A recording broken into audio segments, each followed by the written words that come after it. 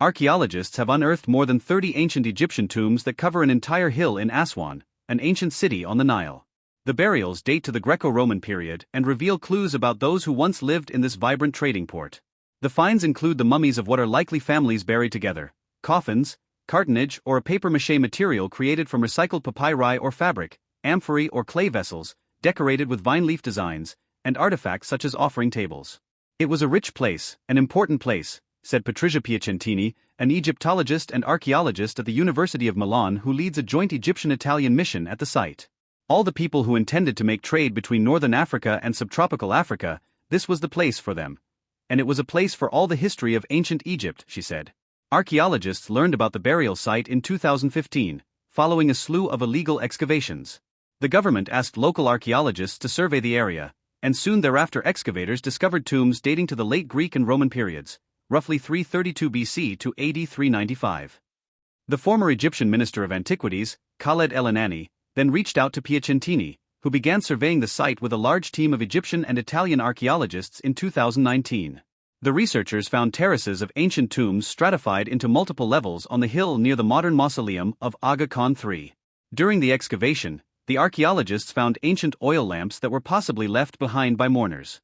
We can imagine how spectacular it was when, for example, during the mourners' feast, all these tombs were illuminated, Piacentini told Live Science. I think that was something absolutely spectacular.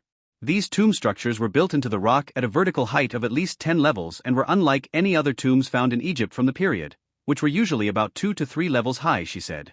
The tombs were used for around 900 years between the 6th century BC and the 2nd or 3rd century AD, Piacentini said. This period covers a wide spread of history, including Persian rule, 525 to 404 BC, the Greek Ptolemaic dynasty ushered in by Alexander the Great's general Ptolemy I Soter, and finally Roman rule, when Egypt became a province in the empire.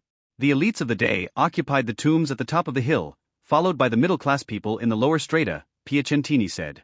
Analyses revealed that 30% to 40% of the mummies in the newly discovered tombs belonged to children as young as 2 years old and newborns, according to a translated statement from the Egyptian Ministry of Tourism and Antiquities.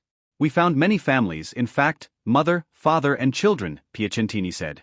Probably there was some infection that killed the family or one died after another. The team also found 2 mummies that they initially thought belonged to a mother and son, but careful analyses later revealed that the duo were brothers buried together with their parents.